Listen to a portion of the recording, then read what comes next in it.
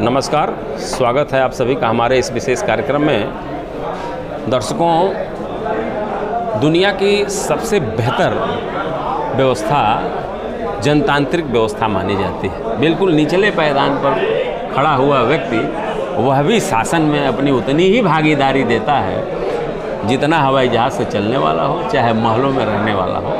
सबके मत का मूल्य जो है बराबर होता है। तो ये महापर्व है। इस समय दीवानी कचहरी गोरखपुर में बार एसोसिएशन का चुनाव चल रहा है।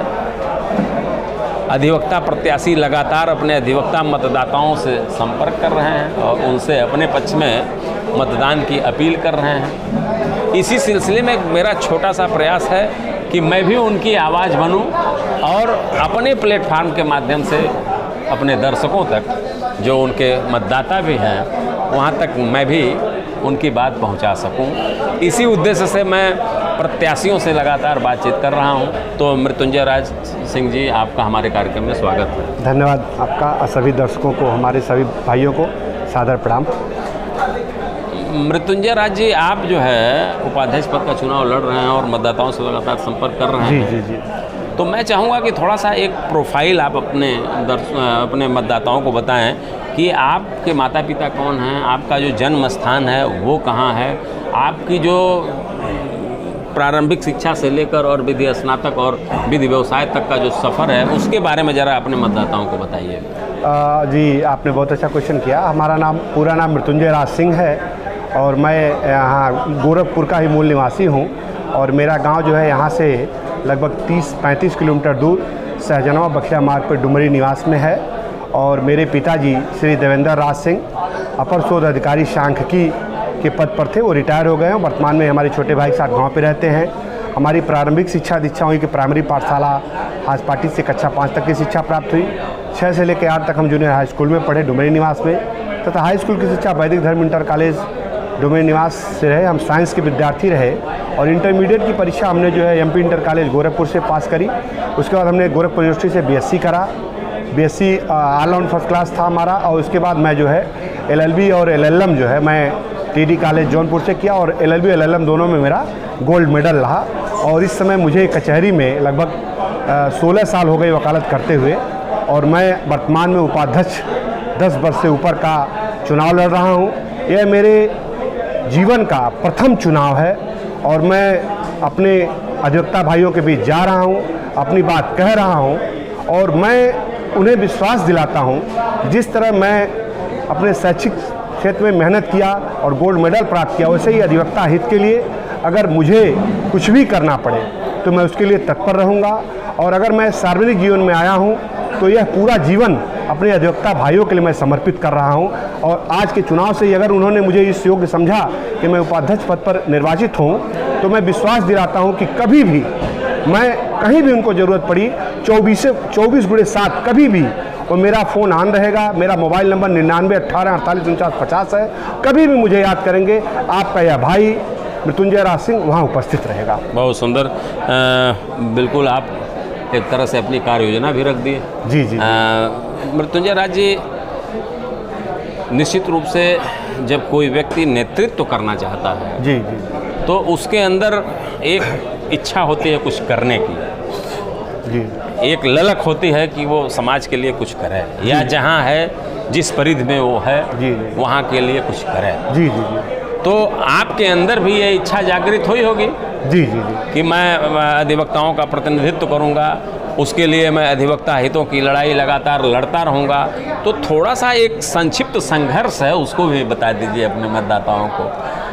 जी, मैं विशुद्ध रूप से क्रिमिनल का यहाँ पे अधिवक्ता और हूँ और जो है मैं प्रैक्टिस करता था। मुझे लगभग इसी दौरान जो है मैं एक कंपियरगंज का मामला था, खालिद सरकार बनाम खालिद उर्फ रहमान वगैरह, जिसमें 376D का मुलजिम थे, वो सब मेरे पास आए।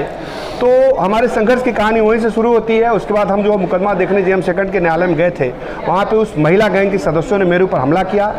उनके खिलाफ करंट थाने में मुकदमा दर्ज हुआ। वो लोग जेल गई, 52 दिन तक जेल काटी। उसके बाद मैंने कसम खाई कि मैं इस गैंग को इस कचहरी से नेस्तनाबूद कर दूंगा। और मैंने उसके पीछे जो है वर्क किया और मैं नफीसा गैंग, लोगों ने पिछले दिनों अखबार में अमर उजाला, दैनिक जागरण, हिंदुस्तान सभी पेपरों में पढ़ा, आपके एक इंटरव्यू के माध्यम से भी हमने उस संघर्ष के बारे में बताया था। तभी मैंने संकल्प किया, मुझे चाणक्य की वो बात याद आती है कि राजनीति में भाग न लेने का सबसे बड़ा दंड यह है कि व्यक्ति राजनीति का शिकार हो जाता है। तो मुझे लगा कि मुझे राजनीति में आना चाहिए और अपने अधिवक्ता भाइयों के लिए कुछ करना चाहिए। मैंने जिस तरह से इस कचहरी से उस गैंग रूपी कचड़े को साफ किया है, उसी तरह से जो अधिवक्ताओं के बीच में दीमक बन के लोग बैठे हुए हैं अधिवक्ता वेश में, मैं उन सभी लोगों को, जो प्योर प्रैक्टिशनर अधिवक्ता हैं उनका सम्मान होगा, जो बुजुर्ग अधिवक्ता हैं उनका सम्मान होगा, जो युवा अधिवक्ता हैं उनका सम्मान होगा, जो रियल प्रैक्टिशनर हैं उनका सम्मान होगा। बाकी जितने भी अगर हैं, मैं कार्यकारिणी में हालांकि उपाध्यक्ष पद पर हूँ, मैं कार्यकारिणी में जाकर के अपने अध्यक्ष मंत्री से इस बात के लिए प्रेरित करूँगा कि जो रियल प्रैक्टिशनर अधिवक्ता हों, जो COP धारक हों, जो 24 घंटे जो 12 मास प्रैक्टिस करने आते हों, उनको किसी भी कार्य योजना में उनका जरूर हक बने, उनको जरूर हिस्सा मिले, वो जरूर लाभान्वित हो। मेरा ऐसा सोचना है, इसीलिए मैं इस सार्वजनिक जीवन में आया, राजनीतिक जीवन में आया। अधिवक्ता मान और सम्मान की बात हमेशा की जाती है। जी जी जी। और अक्सर देखा जाता है कि अधिवक्ताओं के ऊपर तमाम सारे आपराधिक हमले होते हैं, तमाम सारे संकट उनके ऊपर आते हैं। तो इस दिशा में क्या है विचार आपका? देखिए, अधिवक्ता वास्तव में जो होता है वह खुद ही एक बहुत ही जिम्मेदार व्यक्ति होता है। अगर वास्तव में अधिवक्ता है, उसने काला कोट और पैंट पहन लिया, तो वास्तव में वो समाज का सबसे जिम्मेदार व्यक्ति होता है। और केवल 2 ही व्यक्ति जीवन दे सकते हैं, या तो ईश्वर या तो अधिवक्ता। अधिवक्ता भी अपने मुवक्किल को जीवन प्रदान करता है। तो एक अधिवक्ता के रूप में बहुत कठिन संघर्ष होता है। मैं उन अधिवक्ता भाइयों के लिए कुछ करना चाहता हूँ। मैं चाहता हूँ कि उन्हें जो वास्तव में उनका लाभ हो, क्योंकि समाज अधिवक्ताओं को बड़े हेय दृष्टि से देखती है। तो मैं उनके सम्मान और गरिमा को वापस लाना चाहता हूँ, इसलिए मैं राजनीतिक जीवन में आया। कचहरी परिसर में तमाम सारी समस्याएं आपको दिखती होंगी। जी जी जी।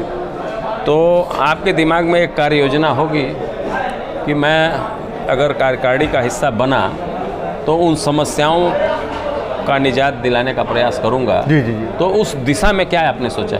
सबसे पहले तो जो मुझे सबसे कॉमन समस्या थी, मेरी जो महिला अधिवक्ताओं की संख्या है, हमारी बहनों की, वो काफ़ी संख्या में दिखी। उनके लिए कहीं भी सुलभ शौचालय या कहीं भी इस तरह की टॉयलेट की व्यवस्था नहीं। तो सबसे पहले अपने कार्यकारिणी में मैं इस बात के लिए प्रेरित करूंगा कि उनके लिए सुलभ शौचालय या इस तरह की व्यवस्था, और जो हमारे बुजुर्ग अधिवक्ता हैं उनके जो है उनको पेंशन की व्यवस्था, नौजवान अधिवक्ताओं को स्टाइपेंड की व्यवस्था, ये कार्यकारिणी में मुद्दा रखूंगा।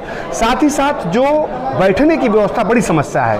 अधिवक्ता टीन शेड में बैठता है, धूप में बैठता है। उनके लिए अगर चैम्बर्स का निर्माण हो जाएगा, छोटी सी कलेक्ट्री कचहरी है, वहाँ पे कितने चैम्बर का निर्माण होगा। मैं इसके लिए शासन प्रशासन में अपने कार्यकारिणी के माध्यम से, हमारे जिले के मुख्यमंत्री हैं माननीय योगी आदित्यनाथ जी से, उनके माध्यम से, तथा अन्य कहीं भी किसी भी फोरम पर अगर मुद्दा उठाना पड़े, अपने कार्यकारिणी के माध्यम से उसको मैं प्रेरित करूँगा कि अधिवक्ता चैम्बर का भी निर्माण हो, उनके बैठने की व्यवस्था हो, समुचित पेयजल की व्यवस्था हो, साफ सफाई की उचित व्यवस्था हो। साथ ही साथ जो हमारे कोर्टों में जो स्थिति खराब हो गई है, जो समय से न्यायिक अधिकारी बैठते नहीं हैं, समय से कोई किसी फाइल का निस्तारण नहीं करते हैं, वह जब इच्छा करी 12 बजे पेशी होगी, जब इच्छा करी 2 बजे पेशी होगी, उसका एक शेड्यूल होगा, उस निश्चित समय पर उनको आना होगा। इसके लिए उनको बाध्य करूंगा, जो प्रैक्टिशनर अधिवक्ता वो निराश ना हो।